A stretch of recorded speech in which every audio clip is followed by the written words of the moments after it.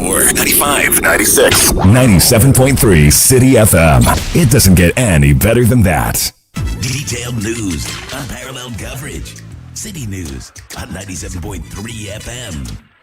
Eyewitness News. Be there as it happens. City News.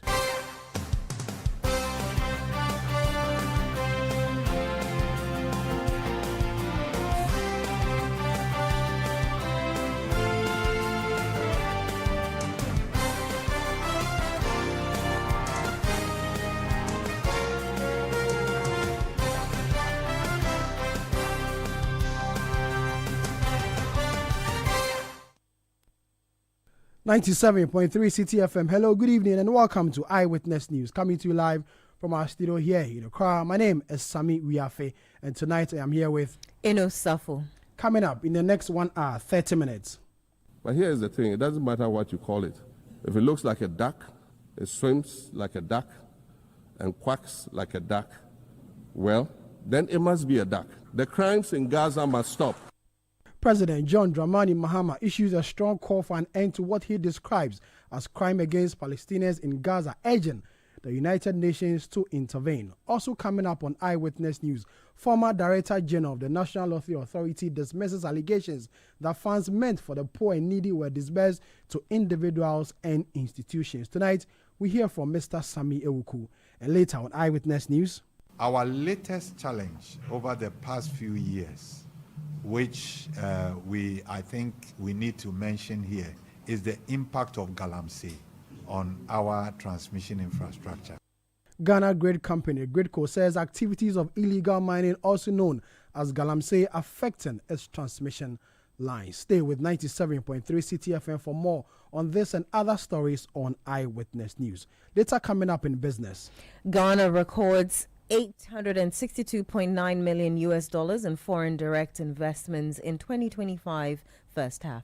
Eyewitness News is live on our affiliates across the country, around the globe. We're on citynewsroom.com. And before we commence with our first story, just a public announcement. The official Facebook account of Citi 97.3 FM has been compromised by an unauthorized party. Our technical team is actively working to recover the account and restore full control.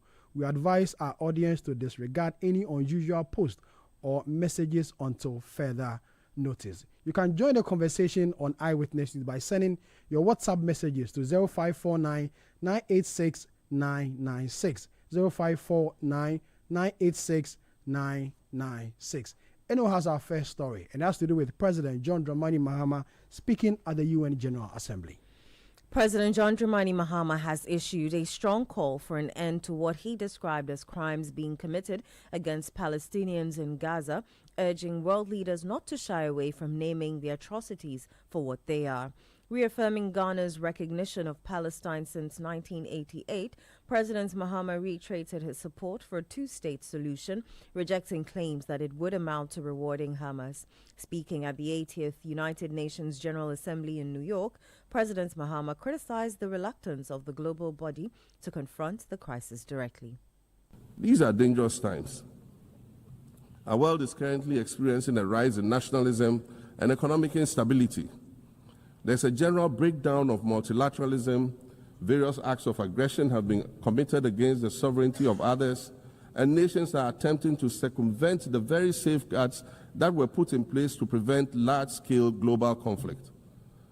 These conditions are all too similar to the ones that led to the League of Nations' failure in fulfilling its mandate.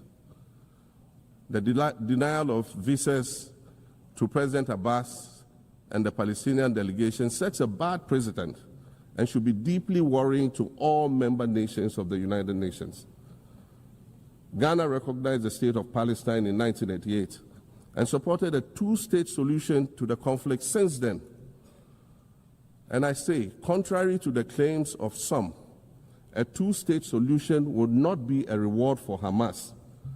It would rather be a reprieve for the hundreds of thousands of innocent women and children and people who are facing collective punishment and forced starvation for no reason other than the fact that they are Palestinian.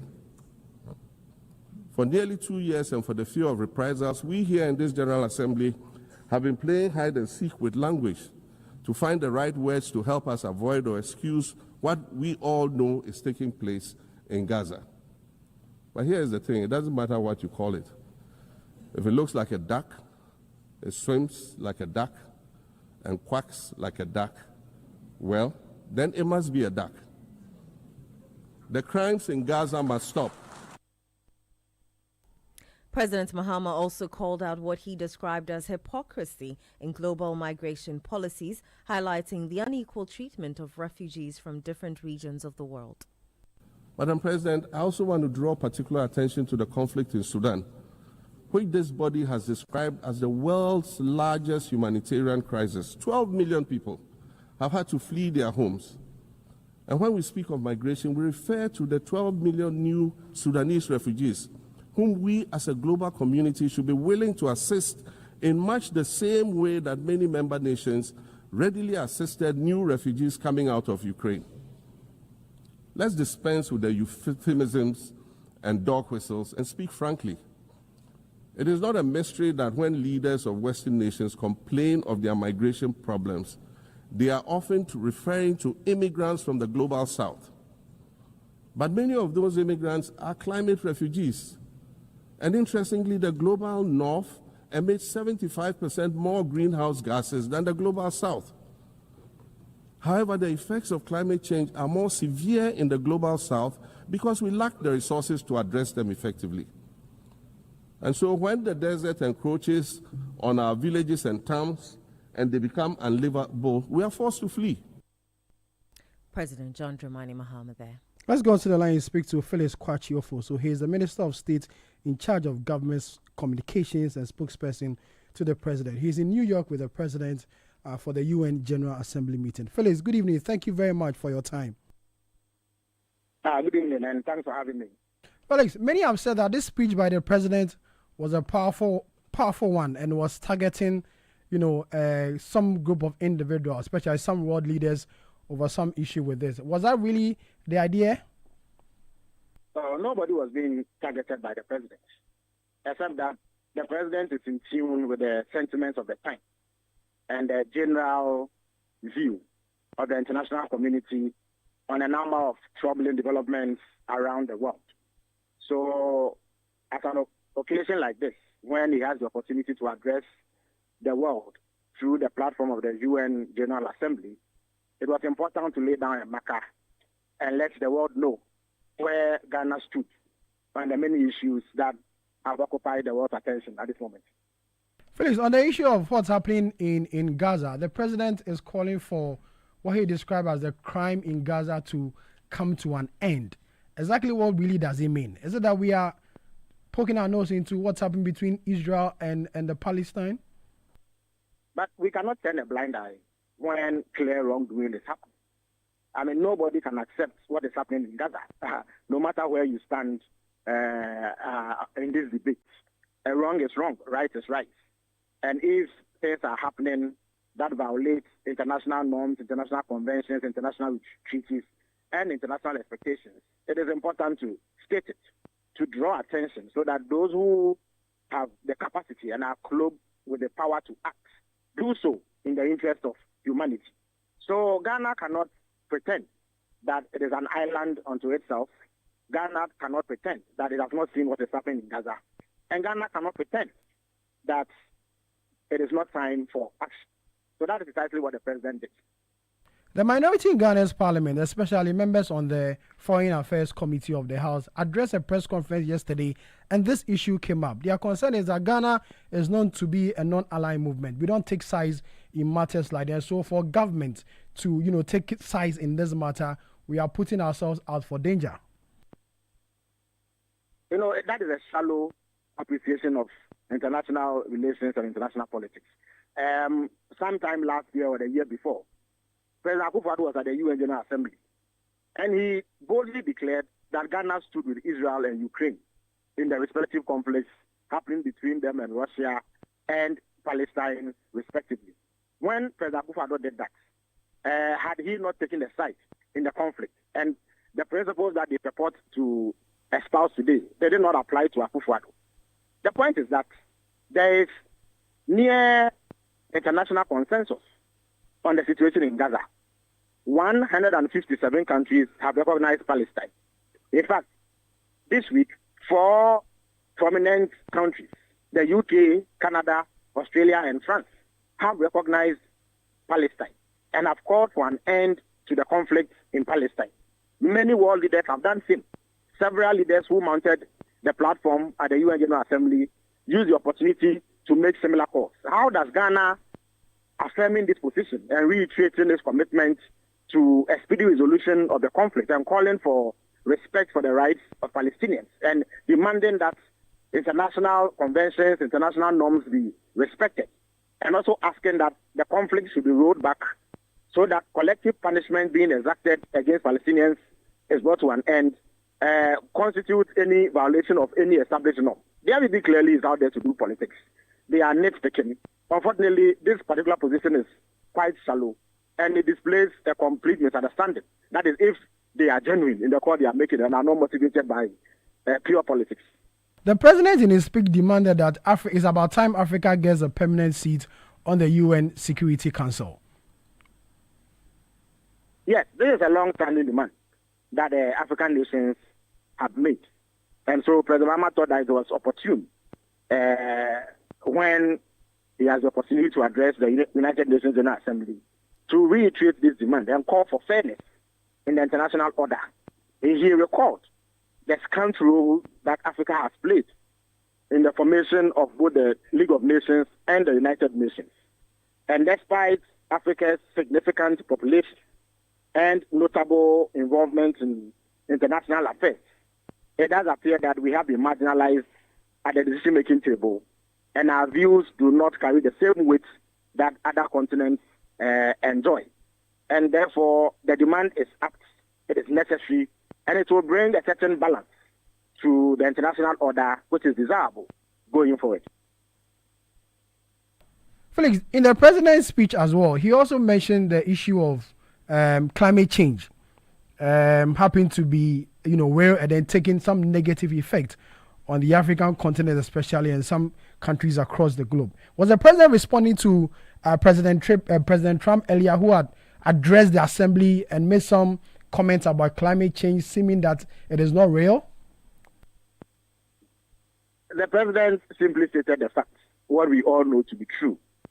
The U.S. president has the right to take a view and a position on the matter. It does not preclude other leaders from agreeing that climate change is a problem and needs to be tackled. The president was not answering anybody. The president was merely adding his voice for calls for something to be done about what is one of the most significant threats that humanity faces at this particular moment. Felix, thank you very much for your time. Felix Kwachio-Fosu is Minister of State, is in charge of government communications, speaking to us there from the United States of America, where the president, John Dramani Mahama, not too long ago, addressed the General Assembly. He also spoke about migration, which has become a topical issue in recent times. Let's hear what the president said about migration. Madam President, I also want to draw particular attention to the conflict in Sudan, which this body has described as the world's largest humanitarian crisis. 12 million people have had to flee their homes. And when we speak of migration, we refer to the 12 million new Sudanese refugees, whom we as a global community should be willing to assist in much the same way that many member nations readily assisted new refugees coming out of Ukraine. Let's dispense with the euphemisms and dog whistles and speak frankly. It is not a mystery that when leaders of Western nations complain of their migration problems, they are often referring to immigrants from the global south. But many of those immigrants are climate refugees. And interestingly, the global north emits 75% more greenhouse gases than the global south. However, the effects of climate change are more severe in the global south because we lack the resources to address them effectively. And so when the desert encroaches on our villages and towns and they become unlivable, we are forced to flee. Warsan Shire, a Somali-born prophet, a Somali-British poet born in Kenya to Somalian refugee parents, was London's first youth poet laureate. She writes in her poem titled Home, And it says you have to understand that no one puts their children in a boat unless the water is safer than the land. No one burns their palms under trains beneath carriages. No one spends days and nights in the stomach of a truck feeding on newspaper unless the miles traveled mean something more than just a journey. Madam President, we cannot normalize cruelty. We cannot normalize hatred. We cannot normalize xenophobia and racism. If we're going to tell a story, let's not tell it slant. Let's tell all the truth. When we speak of migrants, we speak of Mami Ewusi Mensah Frimpong, a judge on the U.S. District Court for the Central District of California. She's the first black female judge on any of California's 4 federal district courts. She was born here in America to immigrant parents from Ghana. We speak of Peter Bosman, a medical doctor in Ghana who moved to the town of Piran in Slovenia in the 1980s and later became the first black mayor of Piran. You had President John Dramani Mahama addressing the UN General Assembly meeting a while ago. Let's go to the phone line again and speak to Dr. Yao Gebe. He's an international relations analyst. Doc, good evening. Thank you very much for your time, sir. It's my pleasure. I'm sure you've listened to the speech. Will you describe it as a powerful one, a general description about the president's speech today, sir? Thank you very much. I would describe the president of Ghana, President Mahama's speech, as very pertinent, very relevant, and up to date. So let's look at the issues the president raised in his speech. He talks about the need for Africa to have a permanent seat on the UN Security Council, because over the years, Africa has contributed significantly to the growth and development of the United Nations, and yet we still do not have a representation on the Security Council. I know African leaders have over the years made this call, but till now we haven't seen that happen at the Security Council. You think that there will come to a time where Africa will have this representation? Thank you very much. The request for new members to join the UN Security Council is a very old one. And a lot of work has been done on this issue since the time of former Secretary General Kofi Annan. But it appears nothing has been done because of the very composition of the UN Security Council, where all the 5 permanent members must agree on whatever decision that is taken to there for their consideration. When it comes to decision making at the UN Security Council, we talk about substantive issues. And those substantive issues, every permanent member has to agree. If not, it can be vetoed. And so what we are experiencing is the very structure, composition, and the application of that veto power by the members. Secondly, the composition of the Security Council is such that it consists of the victor powers, those who won the Second World War, the 5 permanent members. All the other members are non-permanent members. And the request by Africa for a permanent member on the Security Council is not isolated. Other regions consisting of Latin America, Asia, and other nations in Europe have all requested, but it has fallen flat. So the point I want to make is this. It is not a democratic institution. The UN Security Council is not a democratic institution. It has always been in the interest of the dominant powers.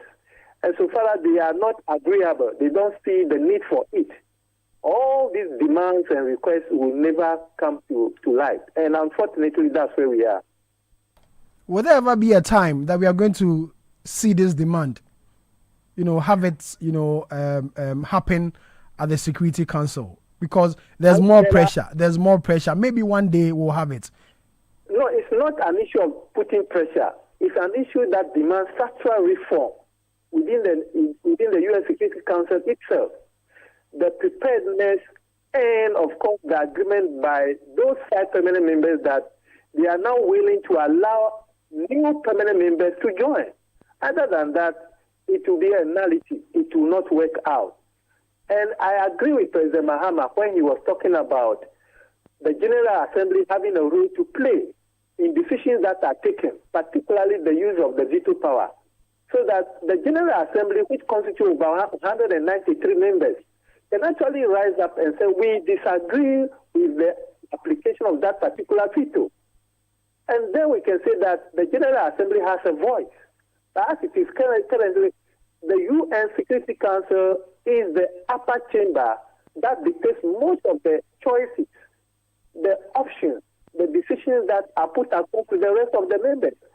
There is no way pressure can change this unless they are willing to understand where we are coming from as the majority within the United Nations. And that's the only way we can get some breakthrough. The president was heavy on recent happenings between Israel and Palestine, resulting in the casualties we are seeing in Gaza. There are many who have said that, you know, the government of Ghana, or Ghana in general, is with the non-aligned movements and do not take sides in matters like this. And for the president to speak at such a global forum, the president may be putting Ghana in danger. You think so? At all. I think the president of Ghana, President Mahama, hit the nail on the head by calling a spade a spade. What is going on in the Middle East, specifically on the Gaza Strip? Please, I hesitate to say to call it a spade a spade. It is genocide. Every day, hundreds and thousands of Palestinians are killed. They are murdered. Destruction goes on. And you want our president to pretend as if he is not aware of what is going on? While all these are going on, the most powerful nations globally are supporting Israel because they say that Israel is fighting for its national security. What about the self-determination of the people who are being maligned, attacked, murdered on daily basis? They cannot be secure. They don't deserve security.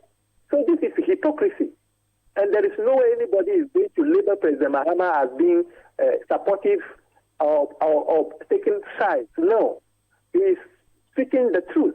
And that truth must be upheld globally, not just Ghana, but even non-aligned members.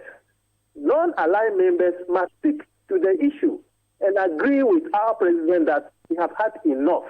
Something drastic has to be done about the Gaza quagmire. Finally, before I let you go, Doug, the president spoke about, you know, migration and described as hypocrisy the global migration policies. You think that globally issues of migration have not been handled well? At all. I completely agree again with President Mahama. We, the developing world, we are being maligned. We have been treated as if we don't belong to humanity. And Europe, North America, they constitute the center of this particular abuse. And something must be done about it. Just look at what President Donald Trump is doing currently. Who just wake up early morning, a number of people are sent back looking to whether there are political challenges, economic, developments, and what have you. It doesn't stop the president of the U.S.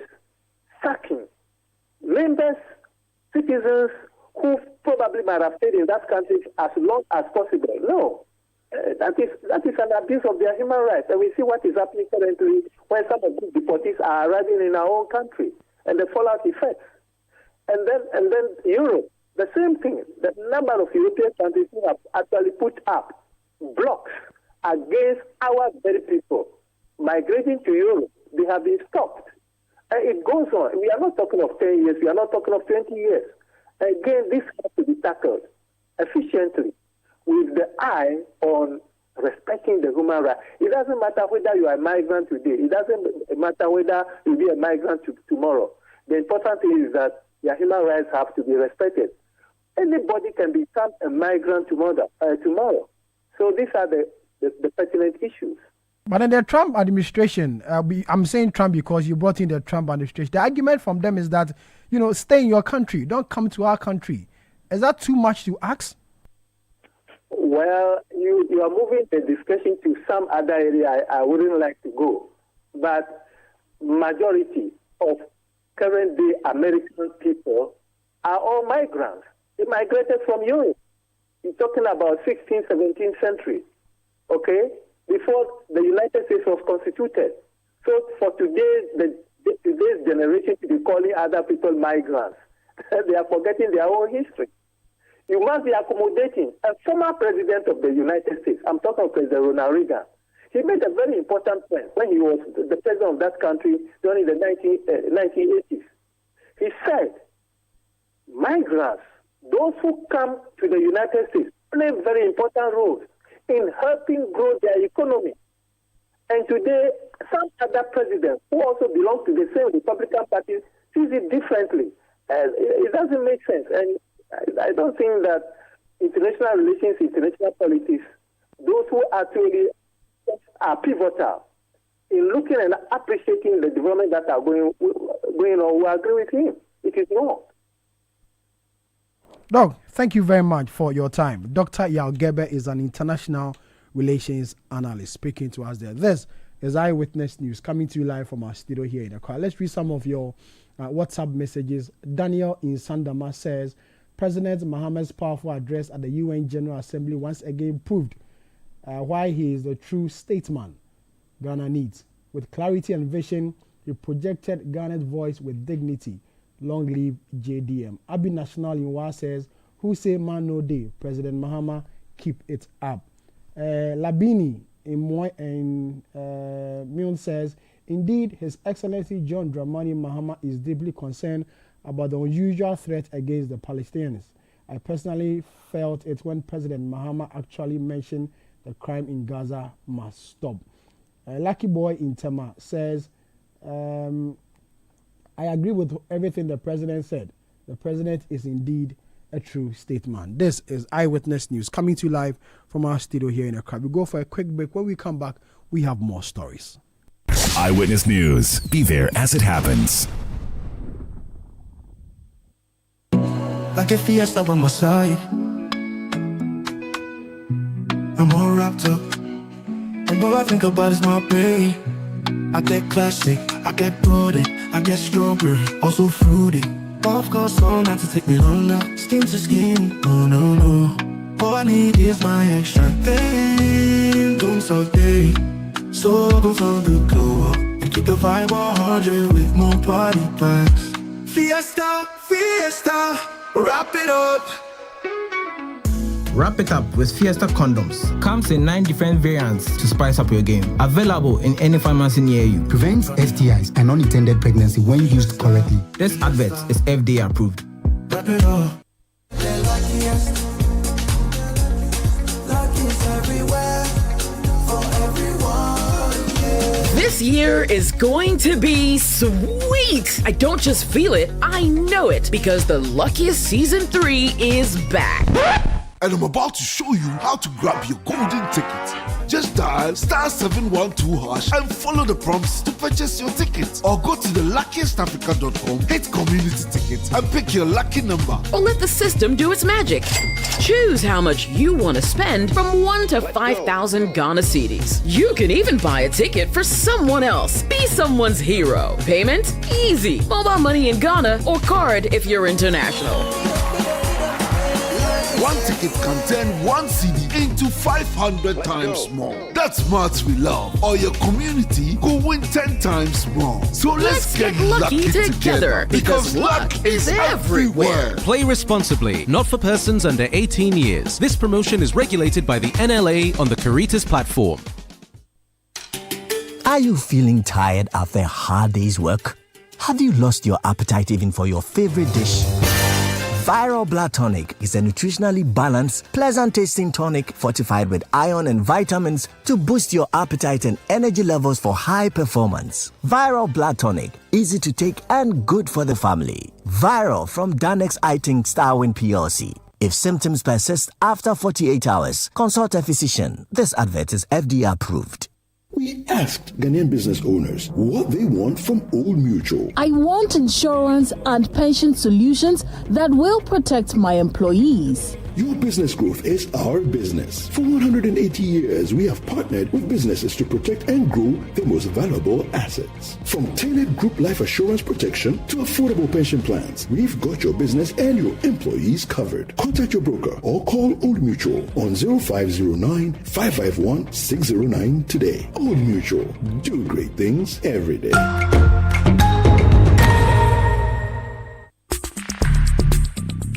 Let your voice be heard on Eyewitness News on Facebook at facebook.com/Citi97.3, Twitter at twitter.com/Citi973, and Instagram at instagram.com/Citi973 with the hashtag Eyewitness News. You're welcome back. You're still listening to Eyewitness News, coming to you live from our studio here in Accra. Let's do some other stories. The former Director General of the National Lottery Authority, Sami Ewuku, has dismissed a report by the Fourth Estate alleging that funds meant for the poor and needy were wrongfully disbursed to individuals and institutions that did not qualify to be beneficiaries. The publication cited disbursements, including a 350,000 cedis to the former Chief of Staff, Frema Oseo-Pare, for the organization of an Independence Day event, 50,000 cedis to former Black Stars captain Asamoah Gyan. Also, an amount of 350,000 cedis to the CEO Awards and other ones. Let's speak to Mr. Sami Ewuku. He's joined us on the telephone line to speak to us on this particular matter. Mr. Ewuku, good evening. Thank you very much for your time. Good evening, Mr. Yafi, and thank you for having me. Sorry, I've been on the campaign trail with Dr. Banga. That's why your team tried reaching me, and it's been difficult. I've been in the Eastern region for the past few days. I understand. Thank you for your time again. Mr. Ewuku, this particular disbursement, as published by the Fourth Estate, what are these, disbursements? Well, I find, first of all, let me set some few things in proper context. The NLA, by the Act 722, established to raise revenue for the state. Then also, if you go to the Act 722, Section 23, the NLA, as part of the operation of Lotto, must have a special lottery with the sole aim of using its proceeds to support the destitute, the orphan, the aged, the physically and the mentally afflicted. It is these categories that the World Lottery Association deem it and categorizes it as good causes. I want your listeners to get the preamble right. And this was what I explained to the Fourth Estate people right from the beginning when they had an interview with me on the 18th of August. The NLA must first of all operate that specialized lottery. We call it Caritas. I hope you understand. Caritas is that platform that interfaces between the NLA and corporate Ghana. Corporate Ghana, you can decide to pitch with ordinary staff who work with organizations. When I became Director General of the NLA in August 2021, the NLA over the last 4 years, from 2017 to 2021, there had been a hiatus. More or less, what was in the kitty of the Caritas that they had raised for the last 4 years was around 100,000 cedis. That 100,000 cedis cannot support that good causes of supporting the aged, the destitute, the poor, the physically and the mentally afflicted. So, together with the board, we decided to relaunch the Caritas in October 2021. I became Director General in August. So, within 2 months, I figured it out that there was a problem. And the problem is that the NLA must invest in the brand Caritas so that we can get the needed revenue out of it to support our good causes. There must be a nexus in that regard. So we decided to, together with the marketing department, we also launched the Good Causes Foundation in the same October. And the seed money for the Good Causes Foundation was personally lobbied by me, because I built very good relationship with the Ivorian Lottery boss, who happened to be the African Lotteries Association president. And I made a plea to him that Ivory Coast had a functional Good Causes Foundation. And he said, Sammy, I can support you in what you are doing. And I said, if it's possible for you to give us some support. This man then gave seed money of $60,000 and in check, it was transferred by the Ivorians and designated to NLA. If I was criminally minded, I would have spoken for myself. That is even on the side. Then the good causes took off. When we decided, together with the marketing department of the NLA, and Citi FM, Channel 1, sometimes your colleagues even come to NLA without looking for me. They come to look for the marketing department people, and my people come to you. Then, in collaboration, we decided to pitch with some big stations like yours. Decided to also sponsor programs that will give us revenue. Then also decided to also pitch at high-level programs. 1 is Ghana CEO Summit, 2 is Ghana Club 100, and 3 is Emmy Africa. You know why? Because these are places you are likely to find the captains of industry. And these are places that, again, you are likely to find the decision makers. So then the NLA will chip in and sponsor some of their programs so that we get the opportunity to showcase our products in the area of Caritas. And this initiative of mine grew the Caritas, what was in the kitty, from 100,000 that I came to meet in 2021 August to 11 million cedis when I was leaving. You cannot tell me that the NLA should not sponsor programs that will help raise that revenue to support good causes. Again, I find it pathetic and strange that any payment from NLA for even corporate sponsorships is deemed as good causes money. How can you categorize it like that? Because the NLA performs good causes. That is one. The NLA also has a CSR that it performs. Before good causes was launched, there was a CSR arm that they called Special Projects Department. And they were already doing CSR before.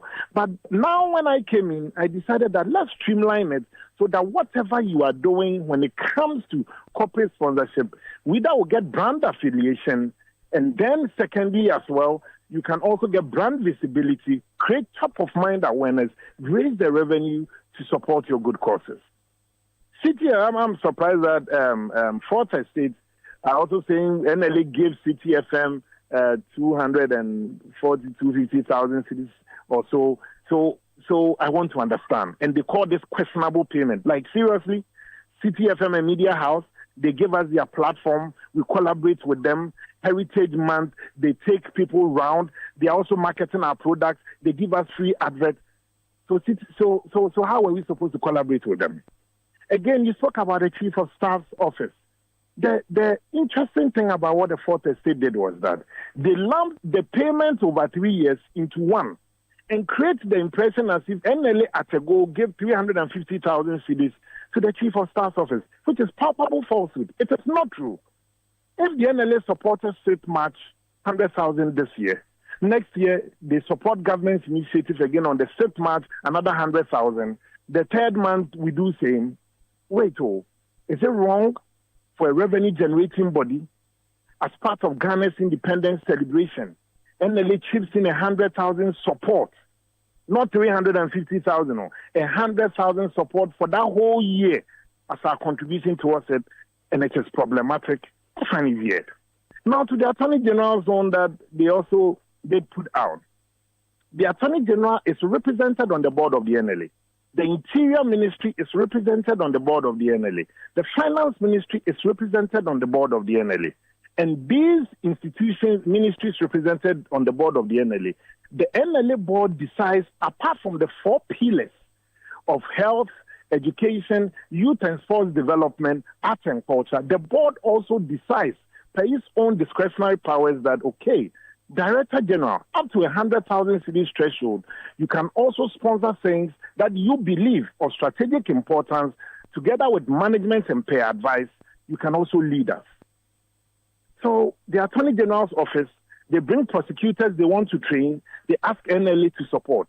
At no point in time did NLA make a lump sum of 500,000 cedis plus to the AG's office. It is not true. At no point in time. My threshold is 100,000 cedis as a CEO. Anything above that, you go to the board. So it should clearly tell you that if there was any payment of a lump beyond 100,000, then it was a board decision. So I find this weird, and I don't even know why we are even knocking heads over it. And I have said, Look, and I tell you an interesting thing. When I got to the NLA 2019-2020, so year ending 2019-2020, had paid 20 million cedis into the consolidated fund. So more or less, so it reflected in our 2021 financial statement. If you pay 20 million, we paid 20 million into the consolidated fund. At the time, the NLA owes unpaid wins of 17 million. Meanwhile, the Act says that after you have paid your wins, after you have paid your overhead costs and operational expenses, what is left is what you pay into the consolidated fund. So if you pay 20 million into the consolidated fund, whilst you have a debt of 17 million cedis, then that means you are not even satisfying the spirit and letter of that provision. So when I came in together with the board, I said, look, we need to turn this institution around. What we decided to do was that give ourselves some time, turn the institution around, and make sure the NLA becomes viable. In 2021, NLA made losses of 17 million. So I mean, in 2022, I turned this loss-making entity around to record profits of 2.5 million in 2022. In 2023, I recorded profits of 2.7 million. In 2024, when I was leaving the NLA with their own audited financial statement now, NLA made profits of 10 million. So if somebody says somewhere and say that I met the organization in good health and I left the organization in bad state, then the person doesn't even have the audited financial statement. The health, in fact, the strength of an organization, if it is collapsing or standing, is found in the audited financial statement. So if I met 17 million debts and I left the NLA as a profit-making institution of 10 million, what's the issue? You can question some of the discretionary decisions that the board and the DG took. However, it is in the DG and the board at that point in time believed that the NLA needed to take strategic decisions to woo in corporate Ghana, to associate with some brands, to support young people, to support across. And we've done thousands of good causes projects across the country. So if you are selective and pick 1, 2, 3, 4, that you think these were questionable enterprises, if Caritas is empty, how does that support good causes? Yeah, the NAM and the YNAM. NLA sponsored African Prosperity Dialogue. You know the interesting thing? There was a Namibian that came for that program. And that Namibian, after the African Prosperity Dialogue, then came to see the NLA. Today I saw a picture where the DG of the NLA took a picture of the Namibian lottery boss because he's coming to learn the model that I left behind. It is through these sponsorships of any Africa, that of Ghana CEO Summit, that the first year that I came, the NLA's 100,000 in the Caritas moved to 1.5 million within 12 months. I moved that Caritas revenue to 3.2 million in the second month, moved it to almost 6 million before I left the NLA. I've seen a statement you issued, talking about the numerous interventions in areas of education, health, culture, and the rest. But then the worry for many people is the AG's department one, which you mentioned that, they come to you for support to train their lawyers and the likes. But then again, others train prosecutors. Thank you. But then again, Mr. Ogu, hold on. That's before you. Okay, sorry, that's fine. Sure. But then again, people will also argue that the AG's department has a budget. The budget of Ghana makes allocation or disbursement to the various ministries, departments, and agencies. So the AG's department, for instance, couldn't have used their own budget to train these prosecutors. Must NLA come in to help? So first of all, under Georgina Wood, the former Chief Justice, the NLA appealed to her to create specialized courts. When these specialized courts to try illegal lottery operators were created, the prosecutors were not trained on our lottery. Under Justice Eni Yeboah, we made frantic efforts and we built that relationship.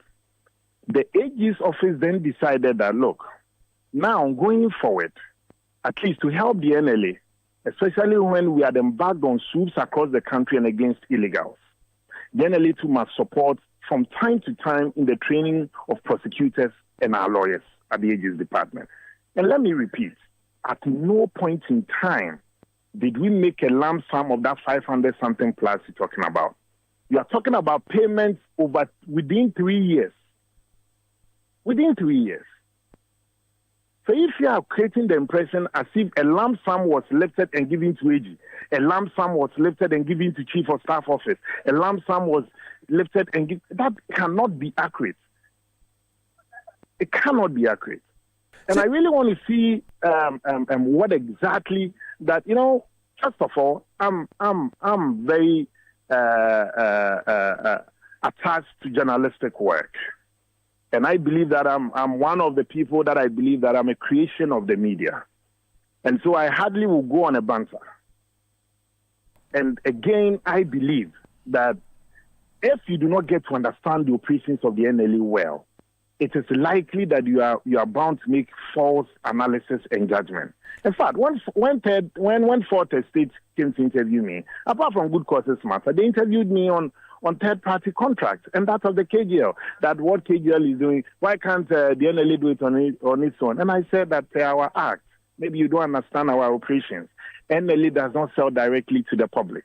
If you come to the NLA, technical service providers, lotto marketing companies, private lotto operators, collaborators are all third parties. So if you don't like somebody's face, you are only asking that another face be replaced. But don't say NLA should do it directly because our act doesn't allow us to. Mr. Oku, I know you're on a campaign platform, so I won't take much of your time. But then before I let you go, did a good cause, project benefit the poor and the needy in any way, aside the ones listed by this media outlet? I mean, there are thousands of them. And the NLA did, in fact, last year as well, with the Daily Graphic, they also highlighted many of it that we're doing. We've said many on platforms and on social media. For instance, they pick why we gave 50,000 studies to the Atta Mills Institute. Really, Atta Mills Institute, the former president's foundation, we partnered them. They used that money to even supported themselves to build a corn mill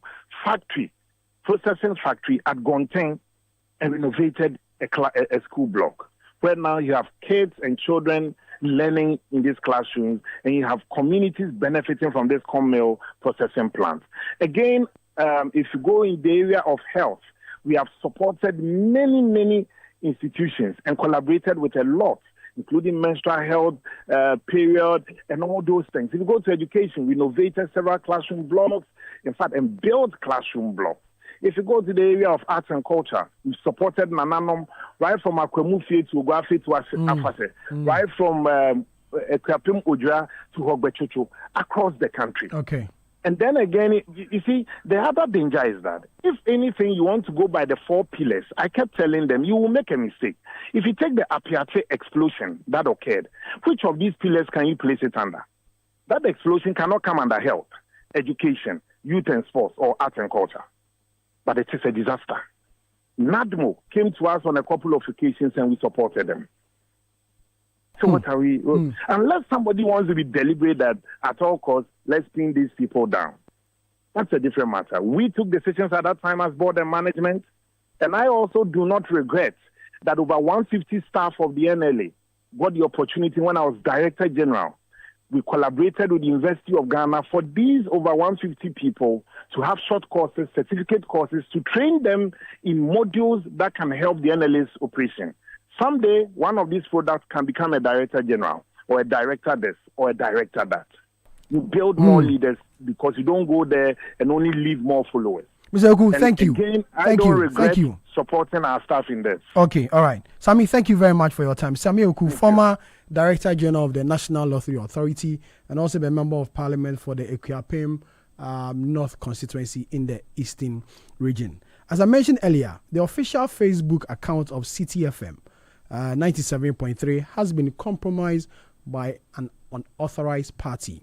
Our technical team is actively working to recover the account and restore full control. We advise our audience to disregard any unusual post or message until further notice.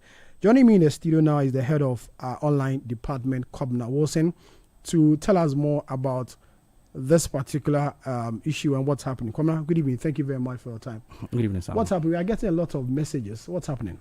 Basically, the account has been compromised, like you mentioned. It happened this morning. I just want to address. I've seen a lot of messages on Facebook and comments, people saying that we are deliberately posting those pictures, obscene nude pictures for traffic. I mean, we don't need that kind of traffic. The account has been hacked. We are working to retrieve it. We are working with the right authorities to retrieve the account. These things take time, so hopefully by end of the day, early tomorrow morning, we should have full control of the account. But basically, that's what has happened. The account has been hacked, and so it's not as if we are the ones posting anything there. So if anyone sees this, it's not coming from us? No, it's not coming from us. Any obscene or nude images that you see on an official Citi FM page, so I just need to be clear, it's the official Citi FM page on Facebook that has been hacked. Any obscene images that you see there, it's not coming from us.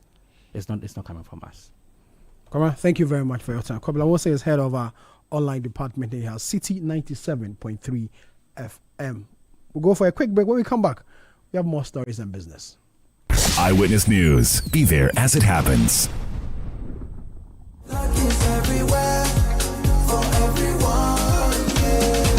The winning season is back, but this time I am collecting the wins like jollof at a wedding.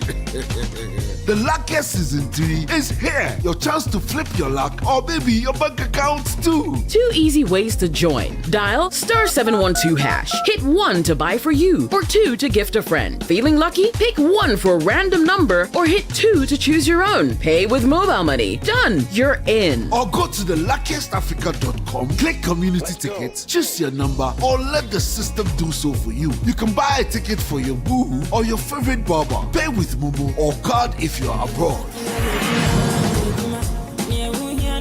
1 ticket could turn your 1 Ghana Citi into 500 times more. And the whole community could win 10 times over. Dial *712# or log on. Let's get lucky together because luck is everywhere. Play responsibly, not for persons under 18 years. This promotion is regulated by the NLA on the Caritas platform. Oh, jump on now. Go. Google me. At what time will you come back where I don't hear the sound of your car? Why you buy new car? No, I not change my car. It be the same, right? It be the fuel where I change. Way one shouts it. Ever since I started using the all-new Excellium Premium Fuel, fortified with 3-in-1 action. Oh, Joe, now my car they run like electric car. No, it's so. This is the type of fuel where they want to. Cause now engine they cost. Where they want for way if I buy it, it go protect my engine. And with the small way I buy, I go drive, sir. Absolutely. It's like strapping a turbocharger to your engine and giving it a protector. And what they bust my mind says be the 3-in-1 action, no? Excellium they prevent up to 99% of deposit. It be anti-wear, some be anti-corrosion. Won't pay when I open there. Hey, so where can I find this magical fuel? Just head over to any Total Energy service station and your car will thank you. Hey, then make a finish my gobe fast, then rush go Total Energies. My friend, but why your hand my gobe inside? I give you info. Make a fill the gobe too small. Go. Excellium is designed to protect your car engine, decrease fuel consumption, and lower CO2 emissions. Don't say fuel, say Excellium. Choose Excellium, choose quality. If home is where the heart is, then let's go home, shall we? Let's go where the entertainment is, where the passion is, where the laughter is, and sometimes even the tears too. Let's go where we feel safe enough to share our opinions. And send tweets. Where we do that embarrassing little dance to our favorite song. Let's go home where the love, the care, and the joy live. There's no place like home. Connect your home to super fast internet with affordable data bundles from MTN Home. Visit broadband.mtn.com.ga or your My MTN app to sign up today. Everywhere you go.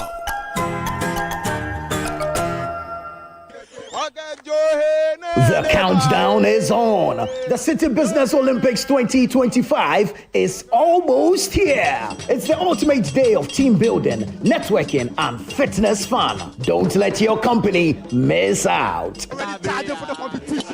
You can see we are already charged. Date Saturday, 27th September 2025. Time 8 a.m. Venue Eden Heights Sports Complex. Wager. Rally your teammates, bring the energy, and get ready for action. We know we've gone on a recess, but we are back. You will call 0558-973-973 now to register your company. The Citi Business Olympics 2025 is powered by Citi FM and Channel 1 TV in partnership with Side Hustle, and it's proudly sponsored by UMB Bank and Eden Heights Sports Complex. Wager with support from Bethel Logistics, Dampon Healthcare, and Hallmark Cafe.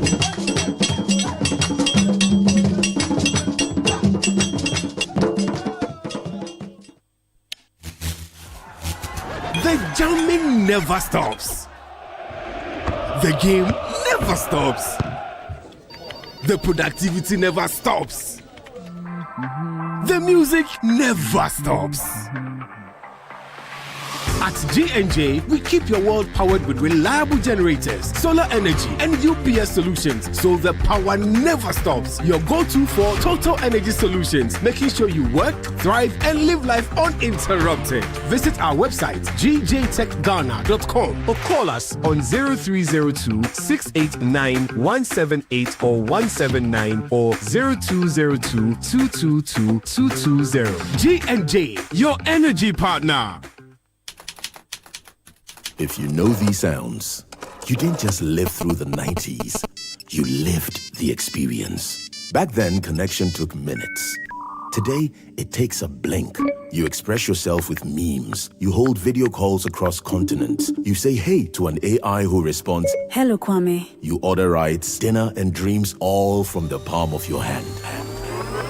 A lot has changed, so have we. For over 3 decades, EcoBank has evolved with you, leading digital banking in Ghana and across 33 African countries, pioneering solutions built around how you live, move, and dream today. From our express points to EcoBank Pay, online banking, and the mobile app, we are where you are. Here for today, ready for tomorrow. Now, that's change, powered by EcoBank. EcoBank, a better way to bank your way. EcoBank, the Pan-African Bank. Get the details. Every significant financial transaction, every market movement, and all the policies that affect your business. Citi Business News. Be informed. Time now for Citi Business News on Eyewitness News. I am Inu Safo. Let's settle for the details. Ghana recorded 76 new projects with a total estimated foreign direct investment of $862 million in the first half of 2025. This is according to latest data from the Ghana Investment Promotion Center. This report has more details.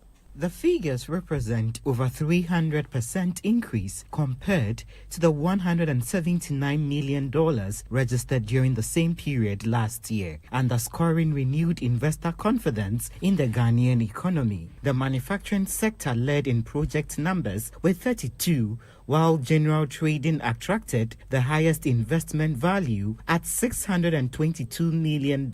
Overall, the projects are expected to create 4,707 jobs when fully operational. In terms of source countries, China topped the list with 22 projects, followed by India with 14, Nigeria with 8, and the United Arab Emirates and UK with 4 each. The United States ranked 6th with 3 projects, while Liberia, Mauritius, Singapore, and Turkey each recorded 2 projects in the same period. Emmanuel Opon filed that business desk report. The Ghana Grid Company is raising alarm over the impact of illegal mining activities on their transmission lines. Deputy Chief Executive Officer in charge of Engineering and Operations, Engineer Frank Otre, raised the concern during a working visit by the Energy Committee of Parliament. Our latest challenge over the past few years, which I think we need to mention here, is the impact of Galamsey on our transmission infrastructure. And in fact, it's near disaster because, as we talked about, the line right of way, you need to clear it so that when you need to do maintenance on the line, you can go there. Now, the right of way clearing becomes lucrative to Galamseyers, and in a number of areas, our people go and see that overnight, people come and do their galamseying activities very close to our towers. Now the towers, you see them as just steel members, but they are carrying a lot of forces and weights. And so the foundation is really calculated. In fact, they do a lot of studies on the ground to design. Every tower foundation is different depending on where it is. And I'm sure these galamseyers don't know, but as you encroach close to the lines, we are coming to the point where, in fact, there are some towers that we have had to rush in to do some intermediary reinforcement. You heard the Deputy Chief Executive Officer in charge of Engineering and Operations, Engineer Frank Autry. Economic watchers have described the signing of the bilateral agreement between Ghana and the United Kingdom, which restructures $256 million debt, as a significant step in Ghana's debt restructuring process. While acknowledging that the overall pace of the process has been slow, they emphasized that the deal reflects tangible progress toward securing comprehensive debt relief. Economist Professor Patrick Osuming tells Citi Business News that the agreement marks an important step in Ghana's negotiations with its international partners. It's part of the debt relief you got from the debt restructuring, the bilateral debt restructuring. This is part of the debt relief. We have to not misinterpret it to mean that, we are getting additional money. But it's important because since the bilateral agreement was announced more than a year ago, it's taken a long time to rectify the deals and get. That is the extent to which this is important, because we need to finish the debt restructuring will not be complete until all of bilateral agreements have been ratified and completed. So in that sense, this moves us closer to that completion stage. I think it's dragged on for longer than many people would have wanted or anticipated. Everyone that we get off the table, we are getting closer to finalizing the debt restructuring. Professor Patrick Osuming is an economist, and that's all for Citi Business News on Eyewitness News. I am Inu Safo. Up next is Point Blank. Eyewitness News. Be there as it happens. Your family's health should never be a worry, no matter where you are in the world. Are you a Ghanaian in the diaspora, a foreign resident in Ghana, or a Ghanaian looking for the perfect health insurance plan for yourself or your family in Ghana? Then the Apex Ebusiapa health cover is what you need. A comprehensive health insurance plan to protect your loved ones. From hospital stays to life-saving treatments, we ensure quality healthcare at an affordable cost. Apex Ebusiapa health cover. You don't just send love home, you secure it. Visit Apex Health Insurance at Zion House, Boundary Road, Shashi East Legon, or call 0540-128-256 or 0501-683912. Apex Ebusiapa Health Plan. Global love, local care.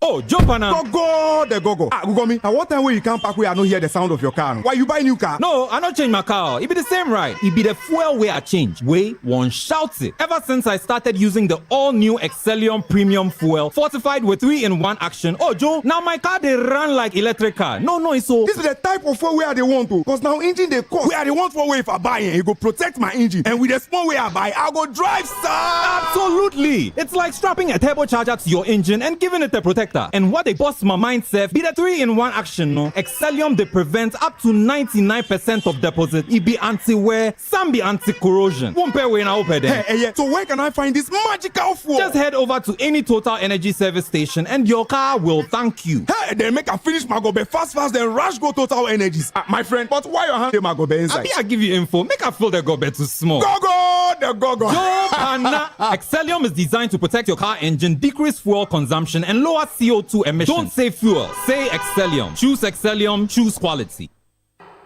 We're trendy and youthful. We're UBA. We're here to make your life better, stress-free and easy. We go the extra mile, beyond your expectations. We will get it done and get it done very well now. UBA, best loans and more. UBA, best customer satisfaction.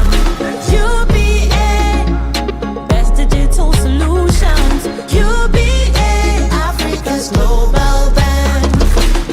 For best retail products products, innovative offerings, loans made just for you, attractive interest rates, trading across Africa or sending money. If you want the best digital banking products, including chatting with you on WhatsApp and Facebook, turn to UBA, Africa's global bank. Announcing Ghana's first unlimited photocopier leasing. Yes, from just 983 Ghana cedis, you can lease a multifunctional photocopier and print unlimited. Yes, unlimited and free paper every month. Guess what? That's not all. Toners, repairs, and maintenance all are free. And oh, I'm not kidding at all. And we cover the whole country. Yes, the whole country. What are you waiting for? Just visit us at www.valexlease.com or call 0244 644048. I repeat, or call 0244 644048. Remember, terms and conditions apply. Valex Lease, affordable document management solutions. Let your voice be heard on Eyewitness News on Facebook at facebook.com/Citi97.3, Twitter at twitter.com/Citi973, and Instagram at instagram.com/Citi973 with the hashtag Eyewitness News.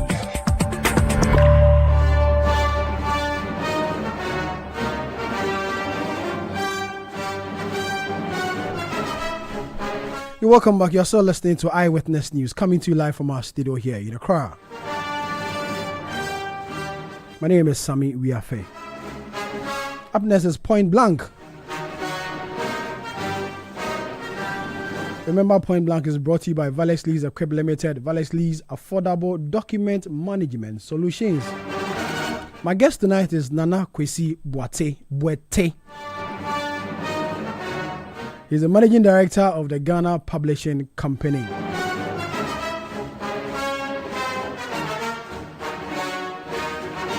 Tonight we're asking what he's done so far since his appointment, the reforms that he's brought to the company, and the promise of running a 24-hour economy or a shift system. We'll speak to him about that as well. Nana, good evening. Thank you very much for your time. Good evening, Sammy. I got your name wrong. Forgive me. It's Boete. It's Boete. Boete. Okay. Yes. Forgive me. Nana Kwesi Boete. Yes. All right. Thank you for your time. Let's look at Ghana Publishing Company. For how long have you been in office? 6 months. 6 months? Yes, a little over 6 months. And how has it been so far? It's been an interesting challenge, but all in all, I think very good. We're doing the company a service we promised to do, and we believe that we're lifting it from somewhere to a good place. You talk about restructuring. Yes. Before your appointment, what kind of restructuring are we talking about, and what have you done so far? Well, so when we went, the truth is that the company was very significantly overstaffed. Okay. Not only was it overstaffed, you had a lot of people working for the company in areas where they were not trained. You know the thing when they will bring you somebody and say, "Oh, find somewhere and put this one for me." And so, for instance, you have a publishing company.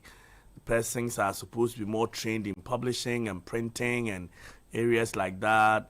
But you have people who are trained in agric, doing finance. You have people who are trained in carpentry, doing marketing. I'm just, stuff like that. But there's something called learning on the job. Yes, but, when people don't have the background, training them on the job can be quite difficult. So what we first did, we aligned staff with their areas of training. Okay. And then we, as promised, in the first 3 weeks, introduced the 24-hour shift. So when we decided to do 24-hour, what it meant was that the administration was running till 4:30 at a time. We extended the time to 7. Okay. So people start work at 10. So some start work at 7 and they close at 4, and some start at 10 and they close at 7. So they still do 8 hours, but you have an extended interface period. Yeah.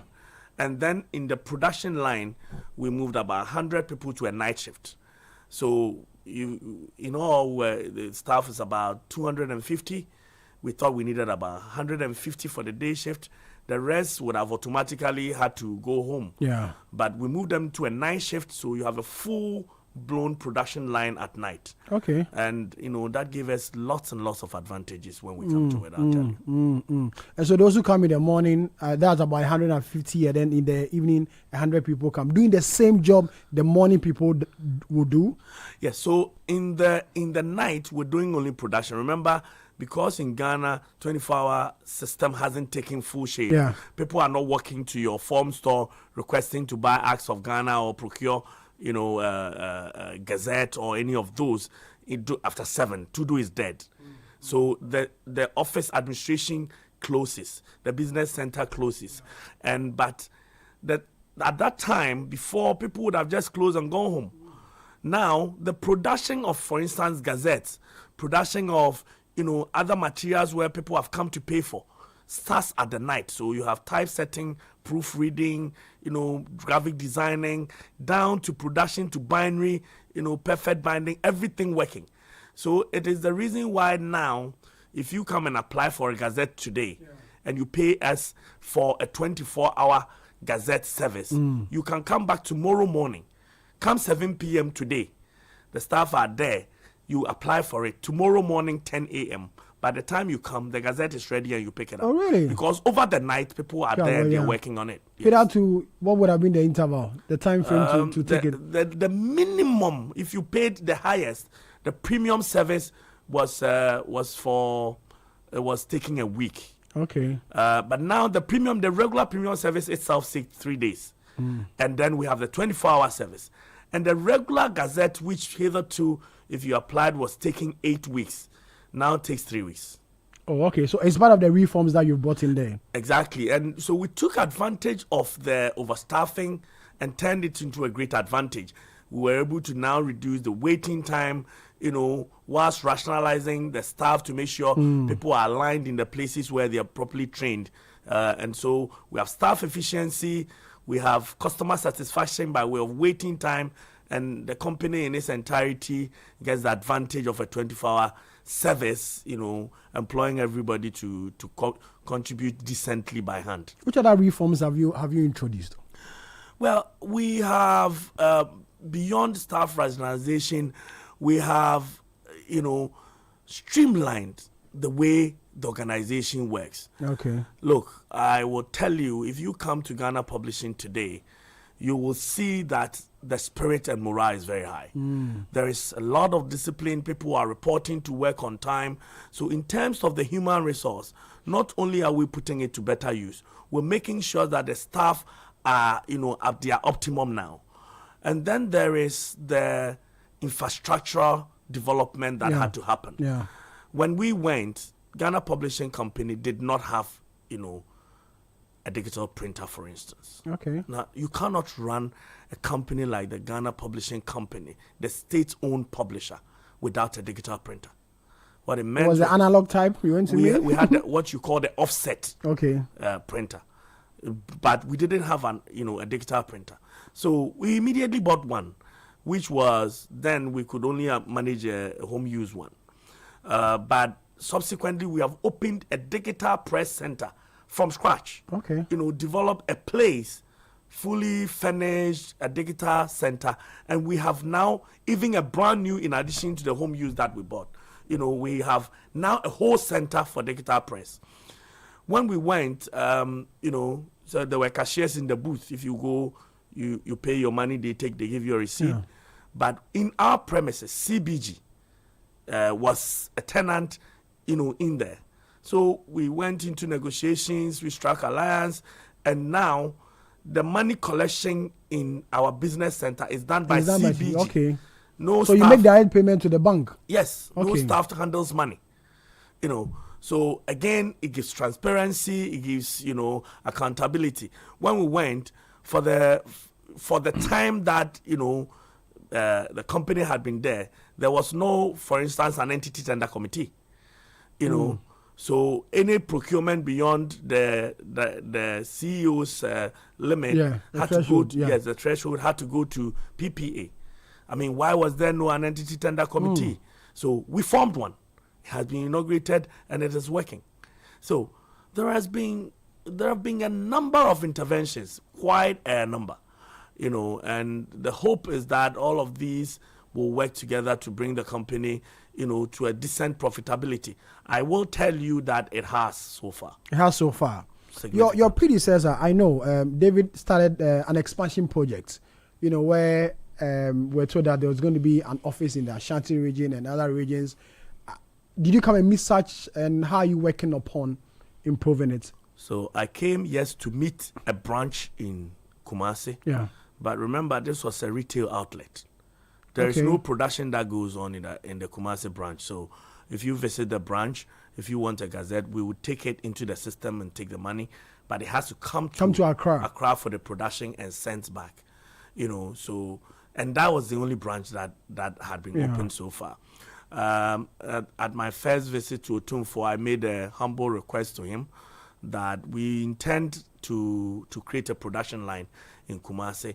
He promised to offer us land, and we intend that when we get the land, we would open a production line in Kumasi.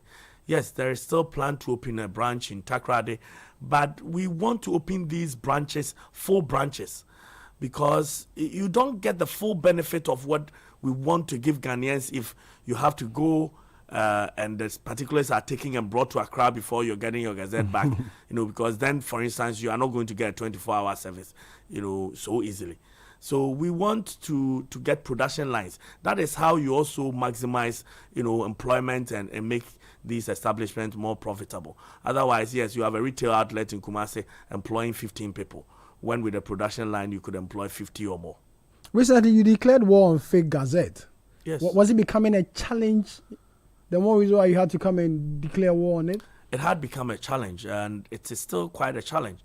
You see, what was happening is that, and it is still happening, and we're fighting it, is that if you go to those commissioners of oaths and, people printing in small scale in places like Newtown and Asafo, and you want a gazette, they had a way of creating one for you, which does not come from Ghana Publishing Company.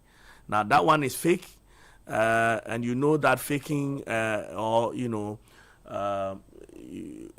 do you call it? Faking an official document of any form, will be a criminal offense. But more importantly, innocent people who had been duped and given fake gazettes found themselves in all manner of trouble. Some travel with these gazettes. They write to us to verify.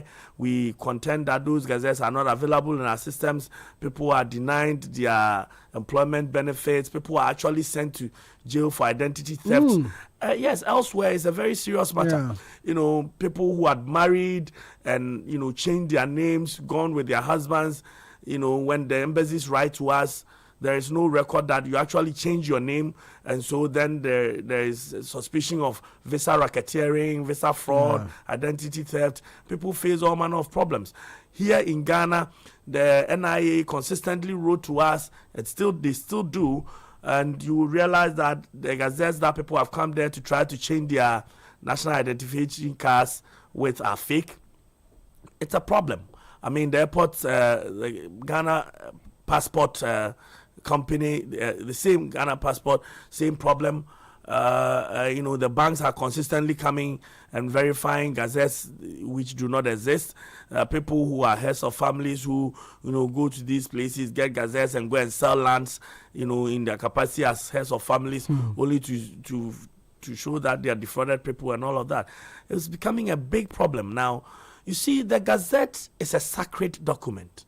It is the mode through which government communicates legal matters to the people of Ghana. And the people of Ghana so communicates legal matters to contemporaries. So it has to be treated as a sacred document. And the gazette, when it goes beyond Ghana, must have the authenticity of a gazette.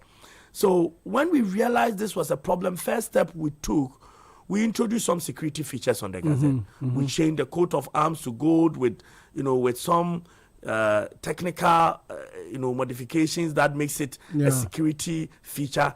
We created a gold watermark in the pages, all of it with security, features in mind. And yet people were attempting to clone it. So we decided that, look, you know what? falsification of official documents are criminal offenses. Yeah. We have tried enough, but Ghanaians have to be protected. And so when we waged the war, we meant it. And since we did, minimum of 4 people have been arrested. Okay. All of them facing prosecution in one police station, one court or another. So, yes. And how did you arrest these people? The first 2, NIA had called us on different occasions when they had seen the Gazette and suspected that they were fake, because we have collaboration with NIA. Yeah. In fact, we are still discussing possibility of putting some of our staff in NIA and the passport office to verify gazettes for us. So they had called us to verify certain gazettes when we found out they were fake, and we can find out when they are fake because there are security features, there are coding. But you can find out. The vulnerable ordinary Ghanaian may not be in a position to find out. And so how do you tell the clear difference between the original gazette and the fake one? Well, I mean, for starters, if you didn't get the Gazette from Ghana Publishing, you are likely to be getting a fake. That is for starters. Okay. Now beyond that, if you take a look at it, again, now going forward, if you don't have a good coat of arms embossed on it or on the watermark, you suspect that it's fake. But just like when you take a dollar bill or when you take a Citi, it takes a banker to be able to put it under some light. Yeah. Or we can't point out all the security features, otherwise then they are no longer security features. So the only way is for an expert, to verify. So when you need to use a Gazette, then by all means bring it to Ghana Publishing where we know what the security features are and we can point it out. Or if you take it to the organizations that use them, they also are trained in identifying what the security features are. But it is not possible to tell ordinary Ghanaians that XYZ are on it, because then the person doing the fraud is listening to me and they will recreate it. That's you also recently launched the Ghana Publishing nationwide Gazette 360 campaign. Yes. What was the intent? What was it about? So we realized that the reason why people were getting scammed with gazettes is because they didn't even know what the gazette was. Yeah. And so when they need one, they go anywhere and somebody tells them they will give them one. So education was very important because, in fact, very elite people still didn't understand what the gazette was about. So we decided that as part of the crackdown, we have to educate. So people need to know what the Gazette is.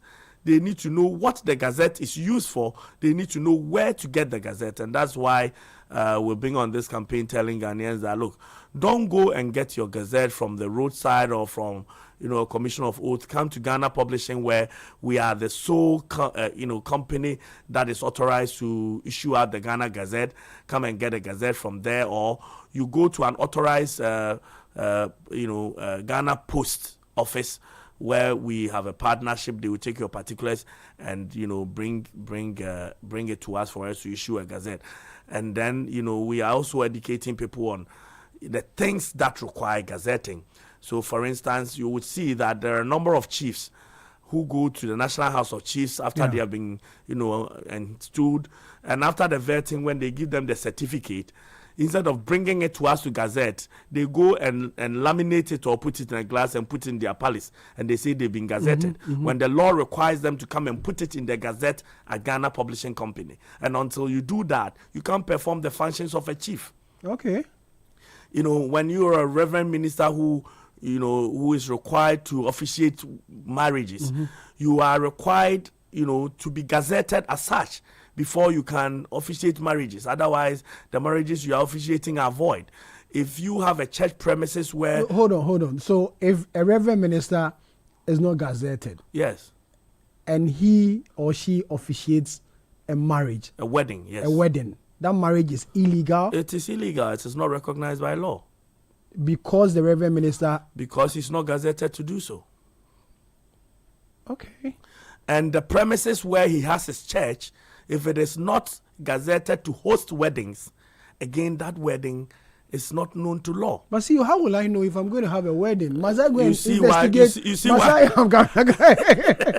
Must I go and investigate and find out and talk to the reverend minister that, are you gazetted? How many Ghanaians will know this? You see why Gazette 360 is important? Yeah. We need to educate Ghanaians. They need to know. And there are challenges. Again, Look, I've had to painfully write letters to, foreign missions to inform them that certain marriages they are investigating might be void because we don't have records of the officiating minister, in our system.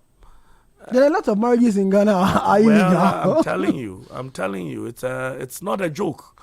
And so this Gazette 360 education is so important to us.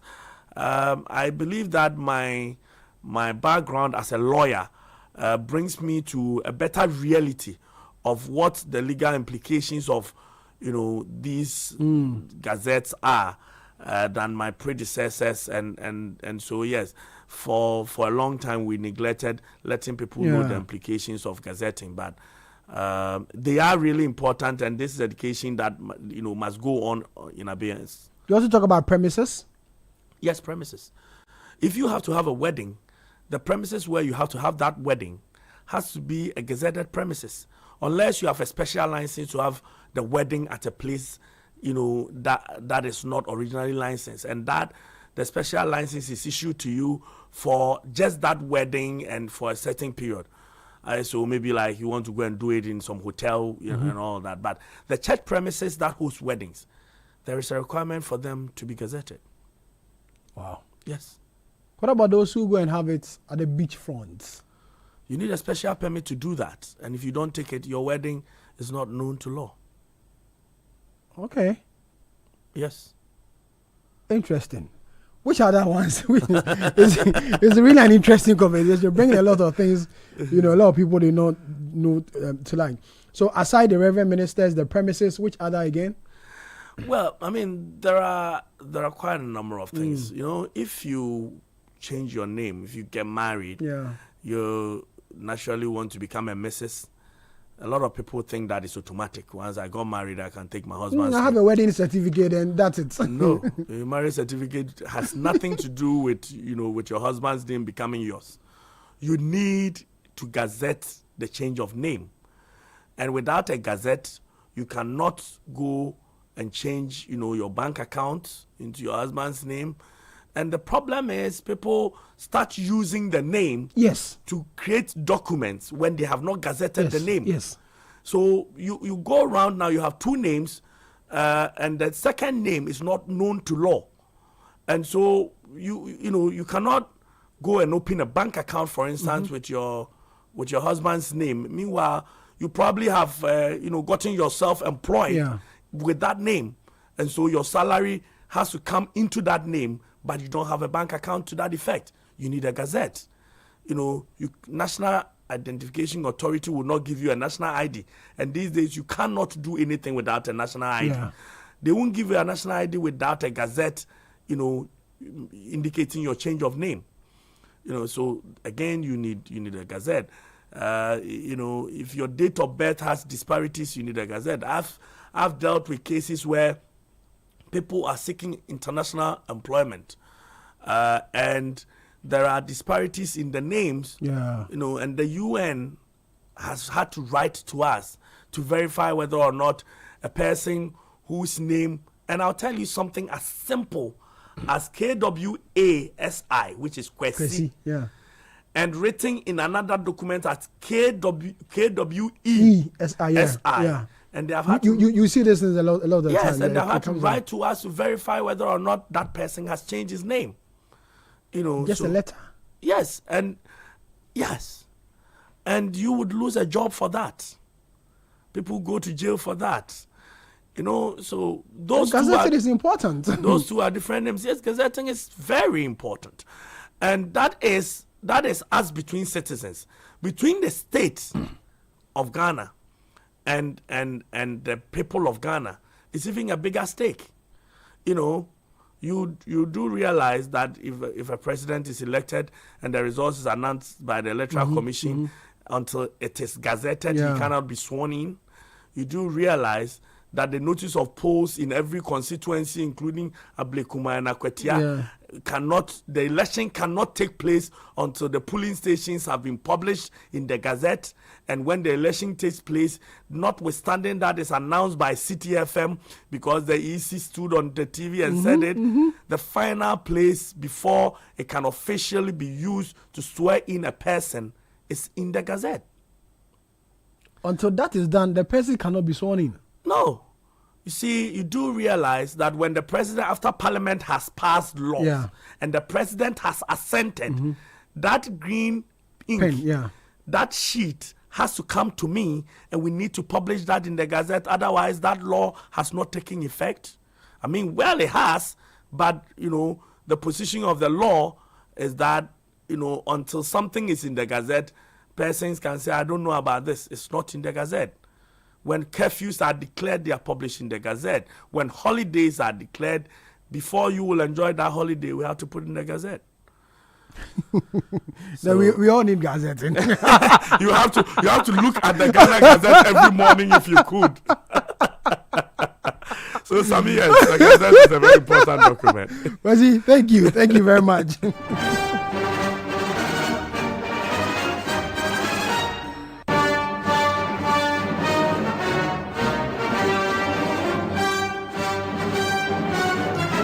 Kwesi, thank you very much. Nana Kwesi Bote is the last one.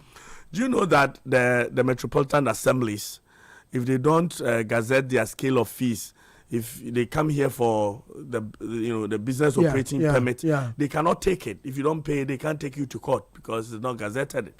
They go, and the people who give the small tax receipt to the market women. The market women, they should come. I can tell them the places where they have not gazetted. The assemblies can collect the money. Oh, wow. Kwesi, thank you. I'm sure we'll have this conversation again. Thank you. Thank you very much. Thank you so much. Kwesi Bote is the CEO or MD of the Ghana Publishing Company. My guest today on Point Blank. The show produced by Kwabena Wilson and Beverly London. Technical assistant Emmanuel Quay. And this has been another exciting edition of Eyewitness News that came to you live from our studio here in Accra. My name is Sami Wiafe. Earlier, you heard Ino Safo. Till we come your way again tomorrow, may the good Lord be with us all.